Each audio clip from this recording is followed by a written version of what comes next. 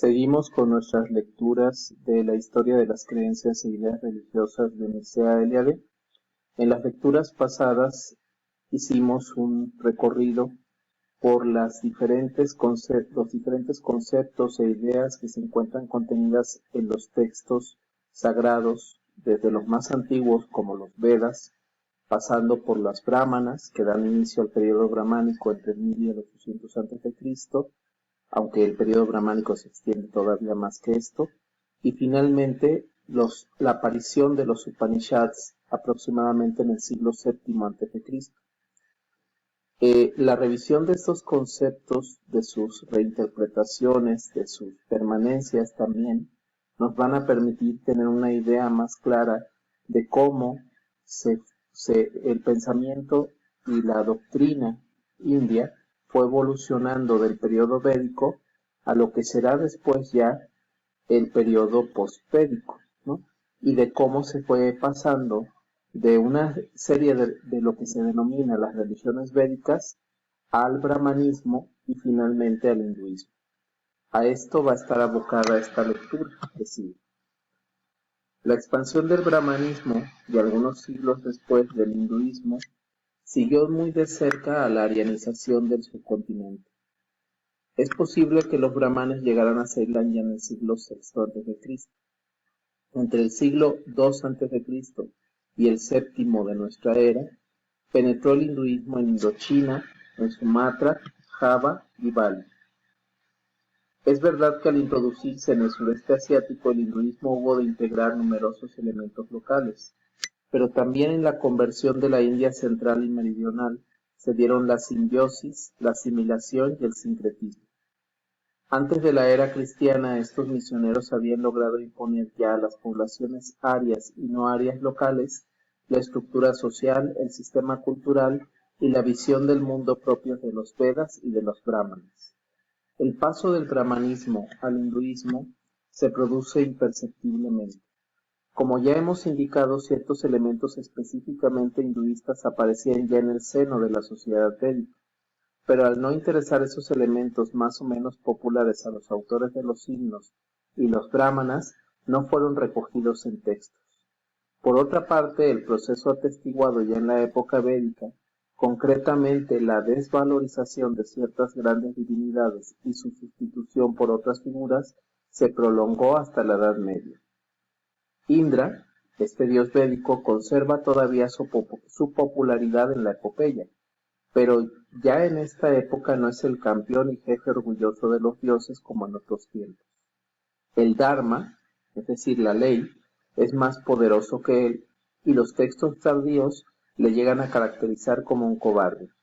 Por el contrario, dioses como Vishnu y Shiva, que eran de importancia minúscula en los Vedas, alcanzan una posición excepcional y las divinidades femeninas inician su carrera espectacular. La arianización y la hinduización del subcontinente se produjeron en medio de crisis profundas, de las que nos aportan su testimonio los ascetas y contemplativos de la época de las Upanishads, y en especial la predicación de Gautama Buda. En efecto, para las minorías religiosas más conscientes, el panorama había cambiado radicalmente después de las Upanishads. Todo es dolor, todo es efímero, había proclamado el Buda. Es este un leitmotiv de todo el pensamiento religioso post-upanishádico. En este dolor universal tienen su justificación las doctrinas y las especulaciones, los métodos de la meditación y las técnicas soteriológicas, pues todo su valor depende de la medida en que contribuyen a liberar al hombre del dolor. Isvara Krishna, autor del más antiguo tratado Samkhya es una de las darshanas, una de las formas de encontrar la salvación, ¿sí? de liberarse a través de la moksha, afirma que en la base de esta filosofía está el deseo humano de escapar de la tortura que le causan tres dolores: la miseria celeste, provocada por los dioses, la miseria terrestre, causada por la naturaleza, y la miseria interior u orgánica. Pero el descubrimiento de este dolor universal no desemboca en un pesimismo. Ninguna filosofía, ningún mensaje religioso indio terminan estancados en la desesperación. Por el contrario, el descubrimiento del dolor como ley de la existencia puede considerarse como la condición sine qua non de la liberación, y de ahí que este dolor universal tenga intrínsecamente un valor positivo y de estímulo. Recuerda sin cesar el sabio y el asceta que sólo les queda un medio para alcanzar la libertad y la beatitud: retirarse del mundo, desasirse de los bienes y las ambiciones, aislarse radicalmente. Por otra parte, no es el hombre el único que sufre, pues el dolor es una necesidad cósmica. El mero hecho de existir en el tiempo, de durar, implica dolor. A diferencia de los dioses y los animales, el hombre tiene efectivamente la posibilidad de superar su condición. Liberarse del dolor es el objetivo de todas las filosofías y de todas las técnicas meditativas indias. Ninguna ciencia vale nada si no está al servicio de la salvación del hombre. Fuera de esto, es decir, lo eterno que reside en el yo, nada merece ser conocido. La salvación, llamada moksha, mukti, nirvana, implica la trascendencia de la condición humana. La Chandogya Upanishad habla de un hombre llevado lejos de su ciudad con los ojos vendados y abandonado en un lugar solitario. El hombre empieza a gritar: he sido conducido aquí con los ojos vendados. He sido abandonado aquí con los ojos vendados. Alguien le quita la venda y le indica la dirección de su ciudad. Preguntando por el camino de una ciudad a otra, el hombre logra volver a su casa. Lo mismo ocurre, añade el texto, con quien tiene un maestro competente que logra liberarse de las vendas de la ignorancia y alcanza finalmente la perfección.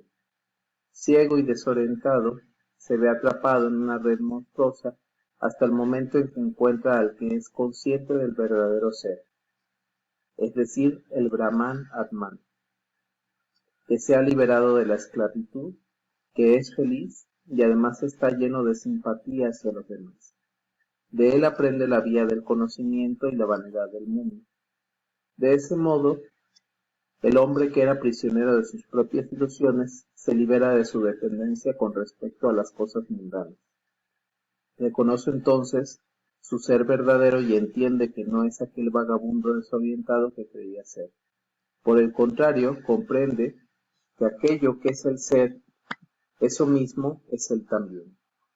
De este modo quedan libres sus ojos de la venda de la ilusión creada por la ignorancia o avidia, y viene a ser como el hombre del apólogo que retorna a su casa, es decir, que encuentra de nuevo el Atman lleno de alegría y serenidad. Podríamos decir que a partir de las Upanishad, el pensamiento religioso indio identifica la liberación con un despertar, o con la toma de conciencia de una situación que existía desde el principio, pero que no se lograba comprobar. La ignorancia, en realidad, es un desconocimiento de sí mismo. Puede compararse a un olvido del verdadero yo. La gnosis, al eliminar la ignorancia o suprimir el velo de la maya, es decir, de lo transitorio o ilusorio, hace posible la liberación. La verdadera ciencia equivale a un despertar. Buda es cualquiera que esté despierto.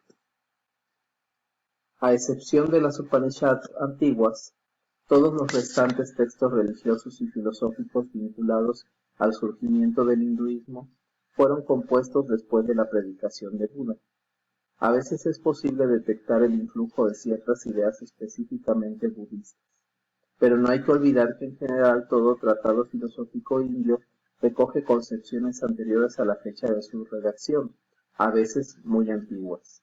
En resumidas cuentas, el hecho de que los textos religiosos y filosóficos relacionados con la tradición brahmánica hayan sido redactados algunos siglos después de la aparición de Gautama Buda no significa que reflejen concepciones articuladas en época budista. Pero no se ha de olvidar que pasada la época de las Upanishads, todos los métodos y soteriología comparten un armazón categorial común, el cual le fue proporcionado por las Upanishads. La secuencia avidya, karma, samsara, la ecuación existencia igual a dolor, La interpretación de la ignorancia o avidia como sueño, pesadilla, ebriedad, cautiverio, era unánimemente aceptada. Entonces, repito, ya a partir de los Upanishads se tenía consenso en la secuencia de ignorancia, ¿no?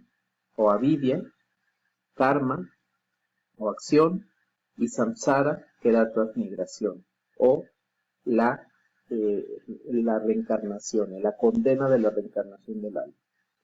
Ese era un concepto. El otro concepto era existencia igual a dolor. Y el otro concepto era la interpretación de la ignorancia o avidia como una forma de sueño, de ebriedad, de cautiverio, de ceguera o de aprehensión. Bueno, el Satapatha Brahmana ya lo había proclamado. El hombre nace en un mundo confeccionado por él mismo. Podría decirse que los tres darshanas o sistemas doctrinales vinculados al brahmanismo, que son Vedanta, Sankhya y Yoga, y también el budismo, se consagran de forma definitiva a explicitar este axioma y a dilucidar sus consecuencias. El término Vedanta, que es una de las darshanas, que significa literalmente fin del Veda, servía para designar a las Upanishads. En efecto, estas iban a continuación de los textos védicos. Al principio, el Vedanta designaba el conjunto de las doctrinas contenidas en las Upanishads. Solo más tarde, en los primeros siglos de la era cristiana, y poco a poco el término se convirtió en designación específica de un sistema filosófico por oposición a los otros darshanas, particularmente a los otros dos que son la tríada de los darshanas antiguos, es decir, el Sankhya y el Yoga. La identidad Brahman-Atman constituye entonces el descubrimiento más importante de los Upanishads. Pero después de las críticas de los doctores budistas, los vedánticos, es decir, aquellos que seguían el sistema doctrinal Vedanta, se vieron forzados a fundamentar con rigor y sistemáticamente su ontología, que a la vez era una teología, una cosmología y en definitiva una soteriología. En este esfuerzo por reelaborar la herencia upanishádica y por formularla conforme a las necesidades de la época, el maestro Shankara no tiene rival.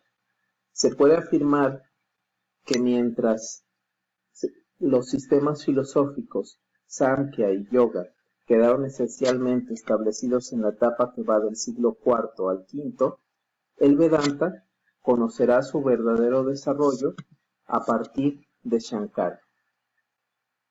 Antes de que termine el video, aquí vemos 6 sistemas doctrinales que son los darshanas, de los cuales los más antiguos son Vedanta, Sankhya y Yoga.